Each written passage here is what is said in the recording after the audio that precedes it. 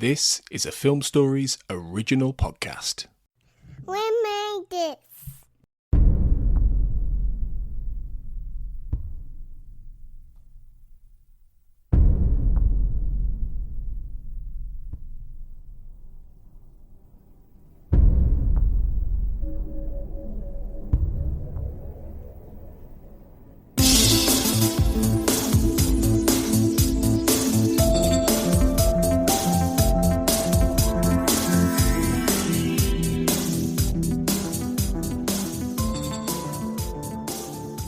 Welcome back to the X-Cast. The truth is in here.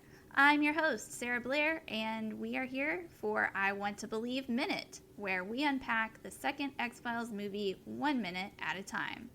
Today, we are here to discuss minute 34, running from approximately 3300, when Mulder asks if asapromazine is a tranquilizer you would give a dog, to 33:59 when the car pulls up in the courtyard of this barnyard area.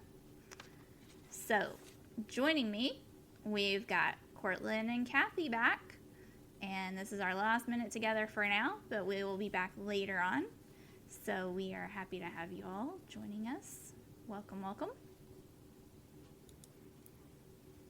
Hi.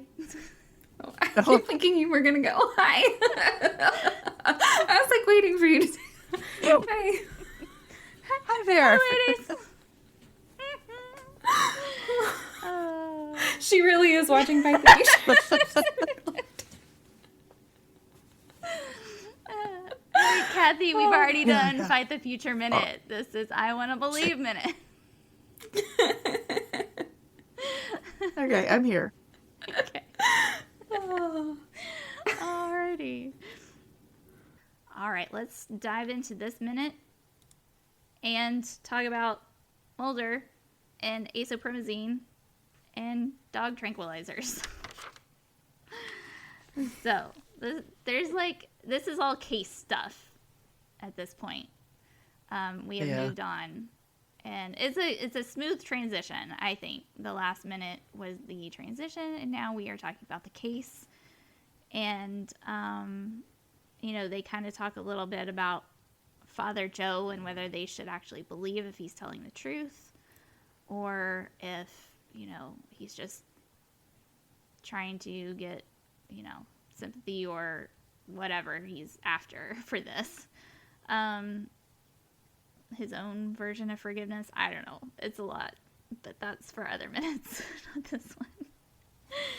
So, This was another yeah. thing that I found very interesting is Mulder says, when I see a man cry tears of blood at a crime scene, he recognizes without having been there. I need to go out on a limb. And Scully says, tears of blood? And I think he hasn't told her about this before, right? So this is another example of they're not talking about what's weighing on their minds. Yeah. And why hasn't he mentioned this? Maybe because Scully's been so preoccupied with her patient, maybe like we talked about before, that they just hadn't been together and talking. And now in the middle of the night when neither of them can sleep, they're going to start talking. But I thought it was interesting that he had not yet mentioned the tears of blood to her. It kind of seems like the type of thing that you would mention, like in the recap of your day. Yeah. Like, I know we kind of mentioned this like a couple episode minutes back. Scully mentions like there are two people that come home at the end of the day, but like obviously not, yes. Because when I come home at the end of the day, we talk about things that happened. And I mean, sometimes we forget to mention things and they come up later and that makes sense. But like tears of blood seems like the thing that you'd mention. And it could, obviously Scully wants to distance herself from Father Joe. And that could be a reason why Mulder wouldn't have mentioned it. Scully is skeptical about Father Joe's abilities. And so Mulder just was avoiding the topic. Maybe that's it. But it does make you wonder, well, what do they talk about? Right. Right. Or what were they doing that What she's did- just now noticing the scratchy beard? I mean, What did come up before? Because, like, nothing. Like, Right. was there traffic? Right, yeah. Like, no. It's a country road. Like, what do you want I for don't know. dinner? I mean, yeah, that just, it seems odd that was a detail that hadn't been shared before this moment. No, I agree.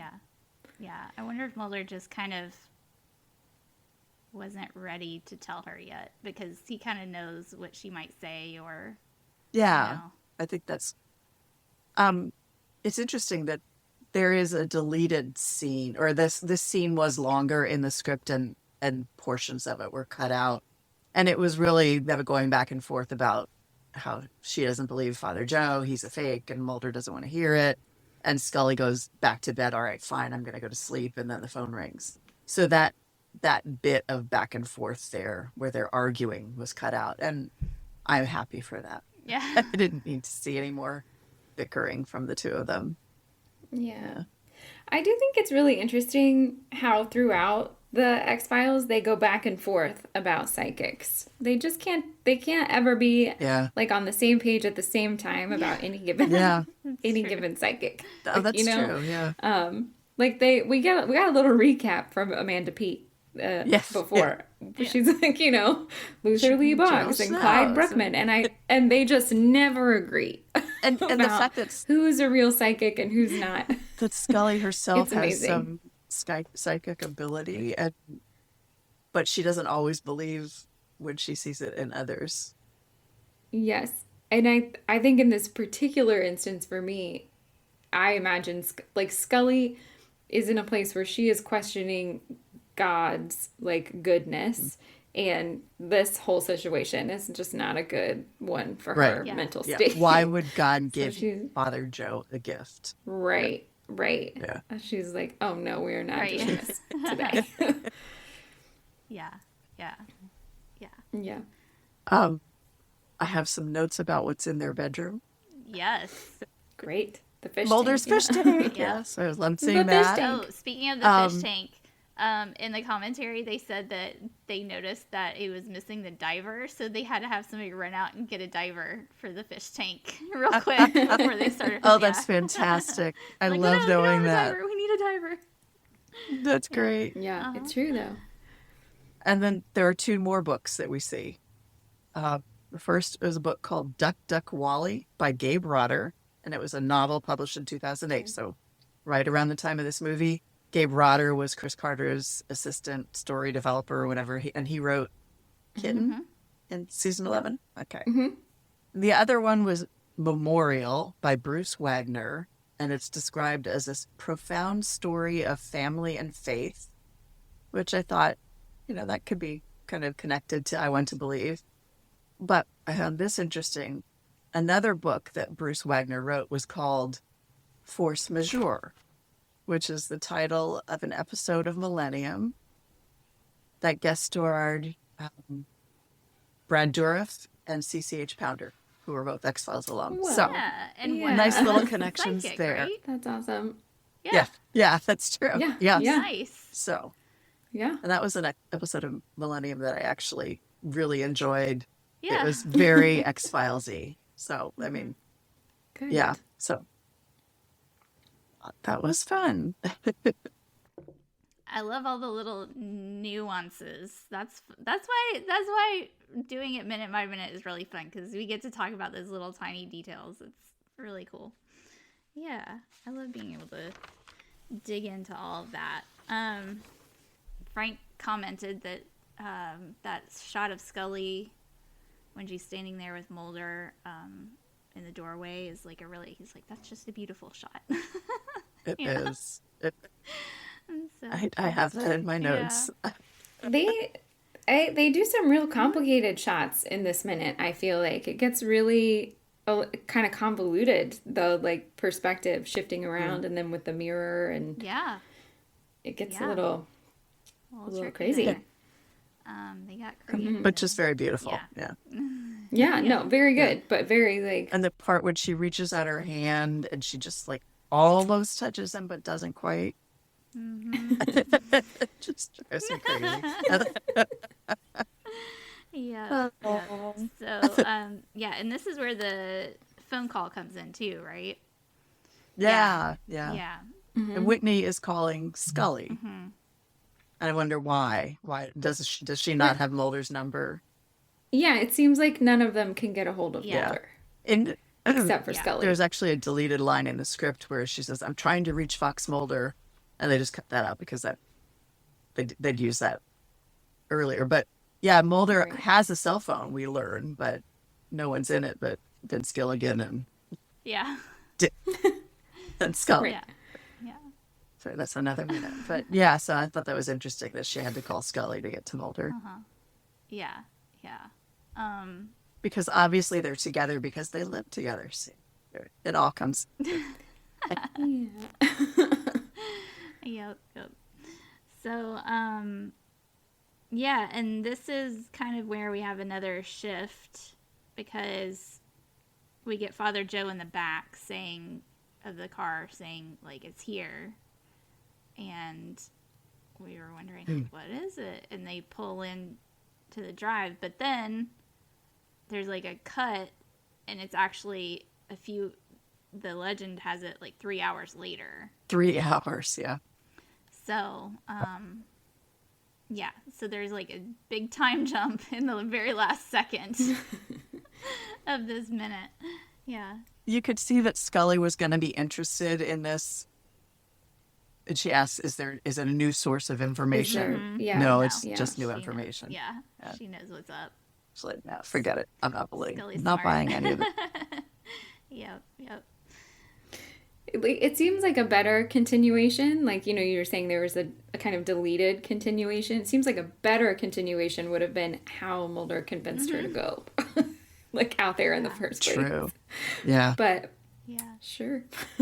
I kind of feel like maybe she was going to keep check on him to make sure he doesn't, go off the rails. Keep him on track. Maybe. Yeah. But I'm trying to remember what has come before and what comes after. Because she didn't want to pursue this after meeting Father Joe, but we haven't gotten to the part where she's accusatory of Mulder. Yeah. Right. But isn't that kind of this leads up where to we're it, headed right now? Yeah. Spoilers. I'm getting in there now. Yeah, sorry. Oh no. Different minute. Different I know, minute. it's hard to is. confine yourself to just this minute. Well, speaking of future minutes, I think we've about hit our mark. Hopefully. I don't know.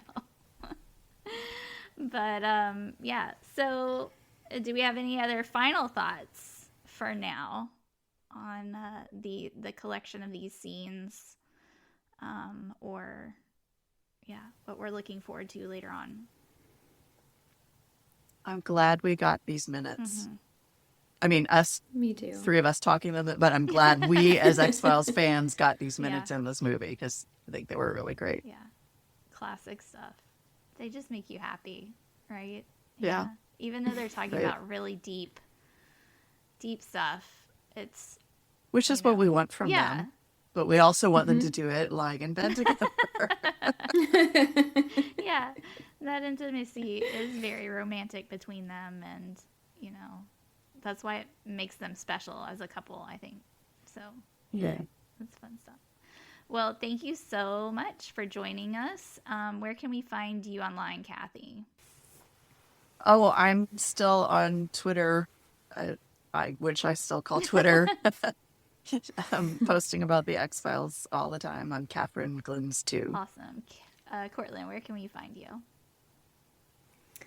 You can find me on Instagram if you search for my name.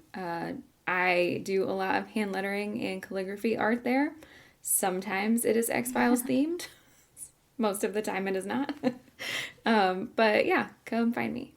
You can find me and learn more about my books at sarahlblair.com. All right. Well, thank you so much again, and we're happy that you could join us for these minutes. We're looking forward to the next few minutes, the next block we've got coming up.